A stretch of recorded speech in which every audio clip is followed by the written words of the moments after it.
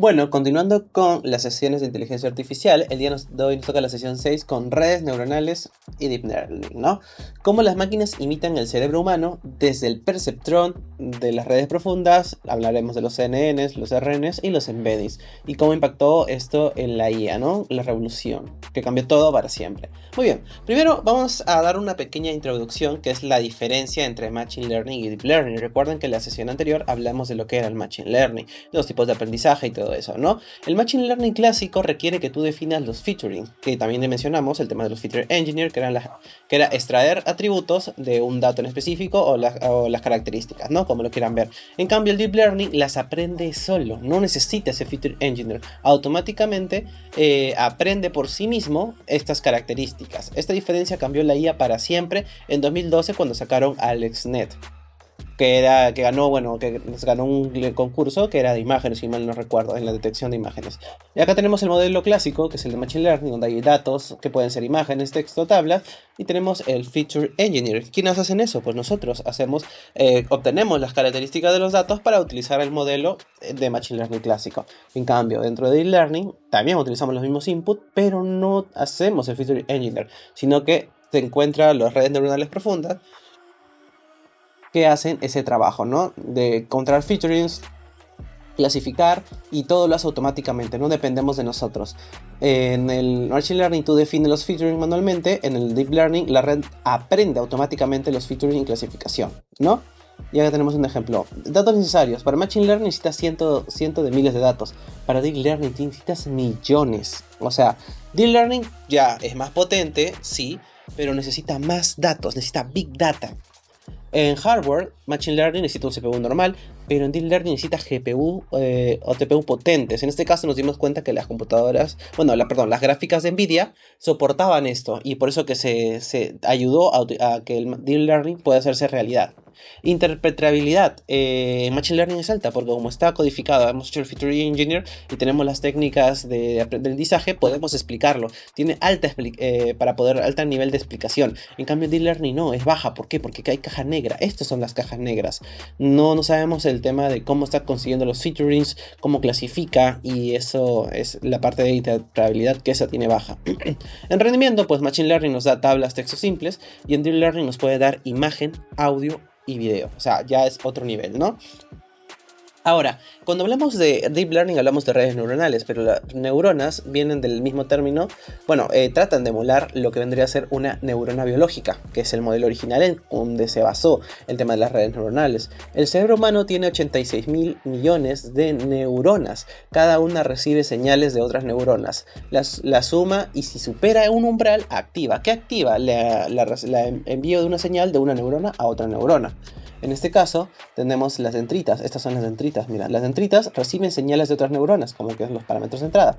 Cada conexión tiene un peso, una fuerza sináptica, que puede ser excitatorio o inhibitorio. ¿Qué significa? Que puede aumentar su peso o disminuir el peso. Ahora, ¿para qué nos sirve el tema de los pesos? Que si hay un peso, el peso llega a un punto determinado, va a activar la conexión con la siguiente neurona, o sea, el envío de información a otra neurona. Por eso que hay fuerzas que vienen para aumentar y restar el tema del peso. Soma, ¿cuál es el soma? Este es el cuerpo principal. Suma de todas las señales recibidas que mencionaba. Si la suma supera el umbral de activación, la neurona dispara a la siguiente neurona, ¿no? En la IA esta es la función de activación. Y el axón, ¿quién es este de acá? Que transmite la señal a la siguiente neurona. El aprendizaje ocurre cuando las conexiones sinápticas se fortalecen o debilitan, exactamente como ajustar los pesos de backpropagation, ¿no? Acá tenemos un ejemplo de una neurona biológica y acá tenemos una neurona artificial, que es la que está emulando las redes neuronales, ¿no? Pero esta es solamente una. Bueno, y acá hay una comparación, lo pueden ver, ¿no? Aquí está uno y aquí está el otro. Tiene el mismo contexto, pero acá es neurona biológica y aquí es artificial, ¿no? El perceptrón. Recuerden que, esto está en el video 1 de la sesión 1, que hablamos del tema de la evolución de la historia, y antes de las redes neuronales hablamos que mucho antes, específicamente sobre 1957, se crea el perceptrón, que es la unidad básica de toda red neuronal. Toma varias entradas numéricas, las multiplica por peso, suma el resultado y aplica la función de activación y produce una salida, que era lo que mencionábamos, ¿no? El tema de los pesos. Por ejemplo, va haciendo, acá imaginemos que este es el peso 1.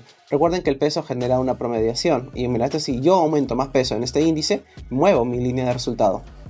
Imaginemos que yo lo dejo acá. Y entonces la respuesta sería esto. Pero si yo cambio este peso y lo muevo un poco más, ahora la respuesta sería esto. La suma de los pesos cambia la trazabilidad de qué neurona se va a activar. Eso que es importante que lo vea. Obviamente hay una fórmula, que es esta fórmula de acá. Los pesos determinan la importancia de cada entrada. El byte desplaza la salida. Desplazamos la salida. Con los pesos podemos decir, ok, esto es la salida, esta posición. Aprendizaje. Se inician con pesos al azar y se compara la predicción con el valor real. Se calcula el error y se ajustan los pesos en las direcciones que reduce el error. Por ejemplo, si yo por acá tengo error, significa que tengo que reducir, o sea, cambiar la posición, y acá también, hasta encontrar la respuesta que necesito, mitigando el error. Ahora, capas de una red neuronal. ¿Cómo fluye la información? Una red neuronal profunda es una cascada de capas que transforman progresivamente los datos. Cada capa aprende una representación más abstracta que la anterior, desde píxeles hasta conceptos, ¿no? En este caso, mira, acá tenemos los inputs. Acá tenemos el tema de los hidings, las capas. Bueno, vamos a poner la capa de entrada. Capa oscura, no, capa oculta se llama, no sé por qué dije oscura, capa oculta, y las capas de salida, ¿no? Bueno, acá están los hidings, que son esto de acá. Aquí se va propagando la información. ¿Cómo se propaga una red neuronal? Miren, está propagando, pasando neuronas, haciendo las conexiones hasta darnos la salida. Esto es lo que pasa en las redes neuronales. Ahora, a mayor detalle, hay un proceso mayor que se hace en segundos, pero nosotros lo que vemos sería de esta manera, ¿no? Una manera gráfica, ya que no se puede visualizar a ciencia cierta todo el proceso de una transformación de datos de un input hasta un output. El input layer recibe los datos crudos, una neurona por featuring, una imagen de 28 por 28 o 78 47 neuronas de entrada. Los hidden layers, que mencionaba los ocultos, las capas ocultas que aprenden representaciones intermedias, capas o mayor instrucción, más capas en deep learning, ¿no? El output layer produce la predicción final, clasificación binaria, ¿no? Y tenemos la profundidad, el tema de las capas, ¿no? Estas son cómo se van relacionando las capas. Esta es la caja negra de lo que mencionaba, ¿no? Ahora, tenemos funciones de activación. Cuando mencionamos la activación, significa que ya pasaron el umbral mínimo para pasar de una neurona a otra neurona. Ese es en el ejemplo que mencionamos anteriormente, ¿no? La no linealidad que lo hace posible. Sin funciones de activación, una red neuronal de 100 capas sería equivalente a una sola capa, porque la composición de funciones lineales es lineal. La no linealidad es lo que permite aprender patrones complejos del mundo real. Y aquí tenemos ideas para clasificaciones, son sigmoid, ReLU. Mira, acá tenemos un ejemplo, ¿no? Así es sigmoid, el ReLU, el TAN, el Licklirow y todas. Mira cómo están las funciones de activación comparadas, cómo activan. Forward propagation. Cómo los datos viajan hacia adelante.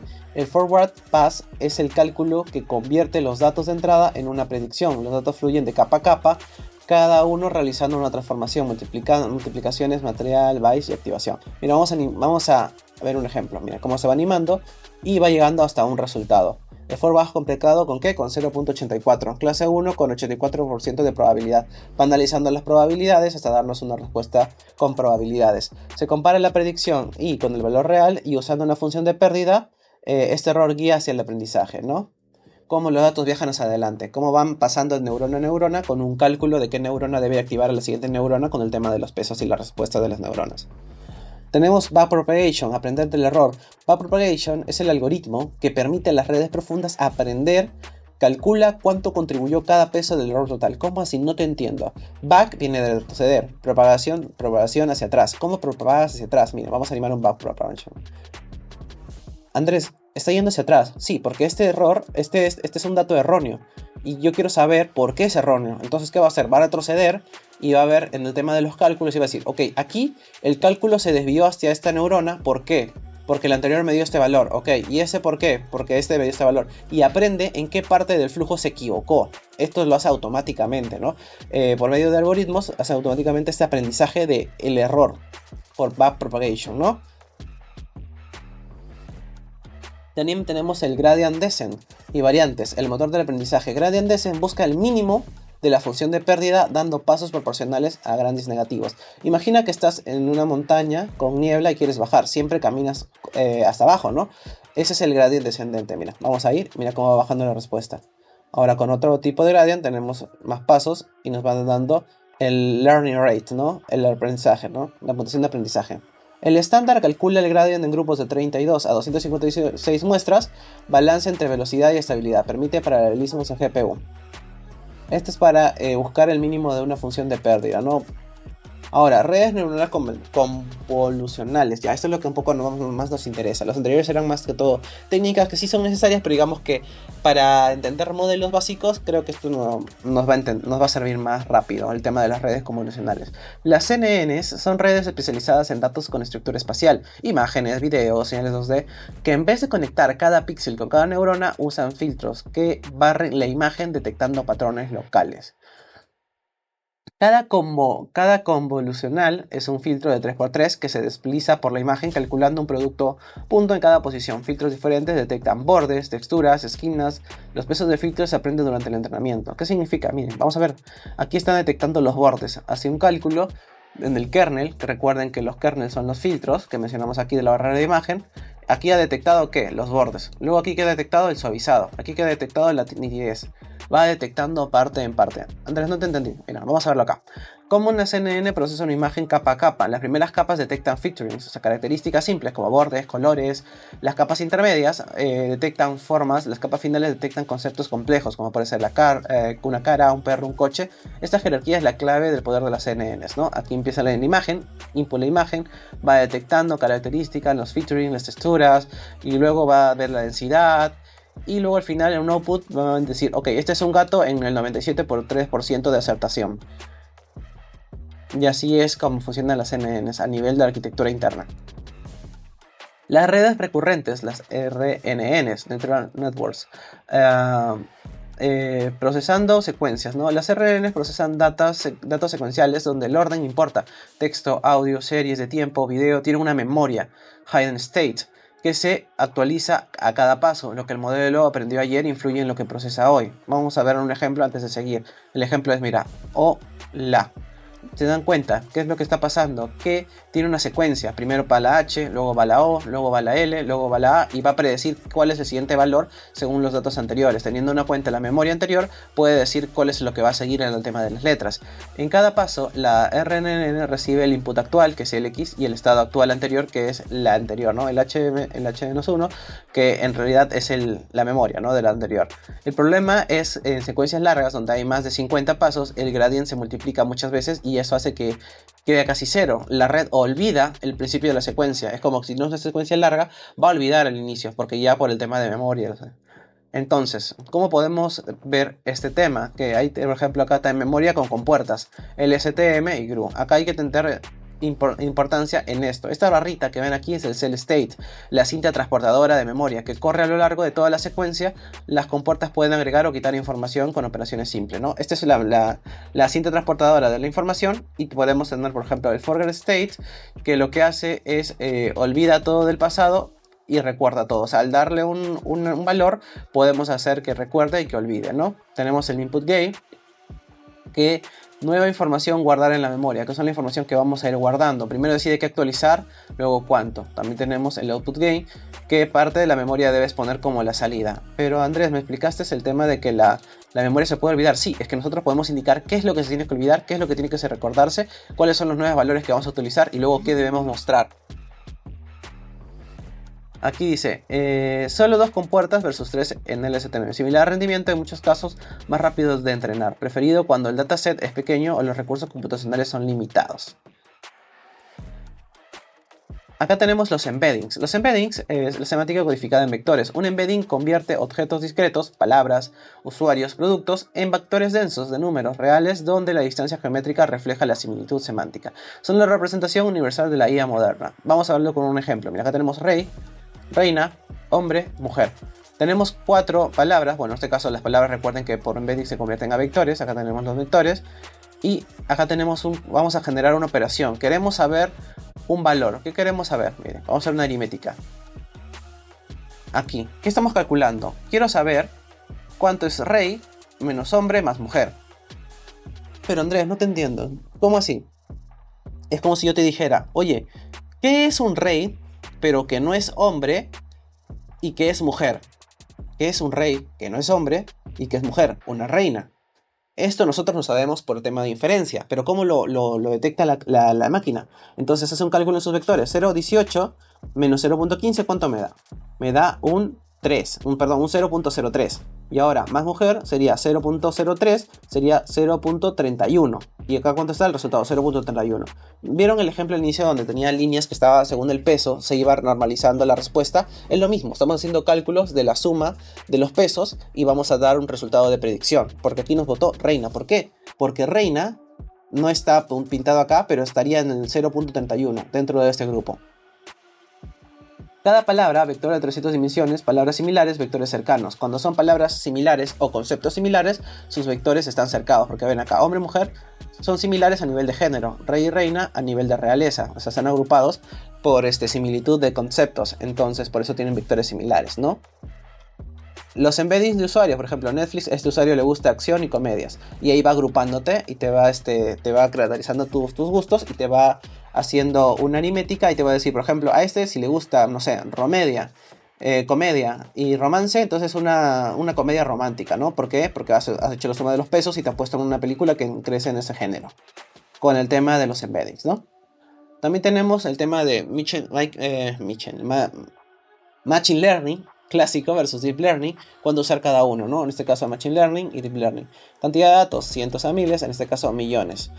Tipo de datos, tabular estructurado, imagen, texto y audio. Más que todo, el Machine Learning tiene datos estructurados porque ahí tú defines el Feature Engineer, lo vas a limpiar.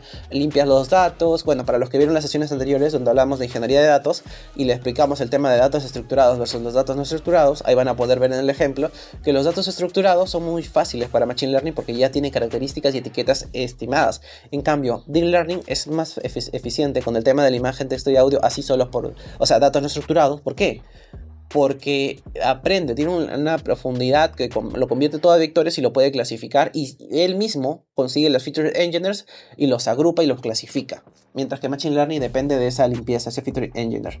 Tú lo haces manualmente, hay que te explique, el Feature Engineer tú lo haces manualmente y en el Deep Learning la red lo aprende sola. Interpretabilidad, bueno, alta porque Machine Learning puede detallar cada paso, en cambio Deep Learning es baja porque hay un montón de caja negra en el tema de las redes neuronales. Y aquí entendimiento de imágenes, mediocre, en cambio en Deep Learning tiene estado de arte, ¿no? Rendimiento en texto tiene limitado, el Deep Learning el estado del arte de los LLMs. Rendimiento tabular, excelente con el XGBoost, este algoritmo. Y acá es similar o peor. Bueno, y aquí tenemos un poquito de detalles para poder verlo, ¿no? Usa Machine Learning cuando son datos tabulares, necesitas explicar decisiones, crédito diagnósticos, recursos limitados y datos numéricos estructurados. Usa Deep Learning cuando quieras imágenes, audio, video, texto libre, NLP. Tiene GPU y millones de datos, quiere estado del arte sin Feature Engineer manual, que lo haga directamente, la red lo aprende sola. Y bueno, regularización en Deep Learning, control del overfitting, ¿no? Bueno, el tema del overfitting lo mencionamos creo que en ingeniería de datos, en el video de la sesión 4, si no recuerdo, ahí lo pueden revisar, donde mostrábamos que son importancia del tema de los... Recuerden que hay un split donde separamos datos de entrenamiento y datos de test. En el tema de los datos de entrenamiento y datos de test tienen que tener resultados esperados por ambos lados, porque si no estaríamos cometiendo overfitting y el otro que era no me recuerdo exactamente, pero eran esos dos, ¿no? Que tenía que tener cuidado con esa parte. Bueno, acá tenemos un entrenamiento de red donde está pues los datos de train y test. Mira cómo están, train, test. Y mira, aquí tenemos cómo lo está entrenando y este es el best modelo. ¿Por qué este es el mejor modelo? Porque están los dos alineados. Aquí está más apuntado al testeo que en los entrenamientos. Y ahí es lo que lo va manejando, ¿no? Y bueno, el Deep Learning en el mundo real, casos que cambiaron las industrias, diagnósticos médicos, lenguaje natural, los NLP, vehículos autónomos, generación de contenido, por ejemplo de imágenes, DALL-E, Diffusion, Midjourney, juegos y estrategias con AlphaGo, la historia de Google, bueno, lo pueden ver también en el video inicial de la sesión 1, y ciencia y descubrimiento, ¿no? Eso es lo que nos dan hoy. Entonces, lo que vimos hoy día más que todo ha sido el tema de las redes neuronales y el Deep Learning. Bueno, vimos el BackPro, el Perceptron, Machine Learning versus Deep Learning, la regularización, casos de uso donde usar el Deep Learning, los embeddings, los NNs, los RNN y los SST.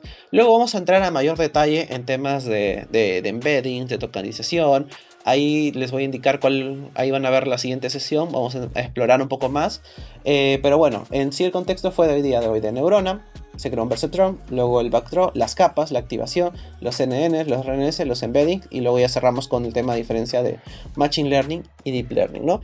Que en estructura la IA es un campo de todo lo que pueda emular lo que hace el humano.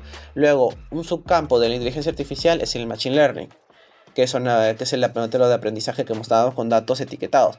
Luego de eso tenemos un subcampo del subcampo, que es el tema del Deep Learning, que son redes profundas, ¿no? Si les gustó el video, no se olviden de darle like, suscribirse, y en los comentarios dejaré el link de esta web para poder revisarlo, ¿no? Para que puedan revisar el contenido y puedan ver las demás formaciones que están organizadas de inicio a fin. ¿Cuándo aprendiste el Deep Learning? ¿Cuánto aprendiste del Deep Learning? ¿Por qué RLU es la función de activación preferida en capas ocultas en redes profundas? Porque produce valores entre 0 y 1, igual que una probabilidad, porque es computacionalmente eficiente y resuelve problemas de gradient Evanescence que sufre Sigmund en redes profundas. ¿Sí? Porque garantiza que la red siempre converja al óptimo global, porque es la única función de activación compatible con backpropagation. No, es la B. Muy bien, y así ustedes pueden ir probando su conocimiento con el tema de las preguntas. Hasta aquí mi participación hoy, nos vemos en la próxima sesión con más información de inteligencia artificial. Y pronto empezarán, terminando las sesiones de teoría, empezarán las sesiones prácticas y haremos pequeños proyectos, posiblemente en Python, que también haré una sesión de Python refrescando cosas básicas de Python para ingresar a ejemplos con IA. Bueno, nos vemos.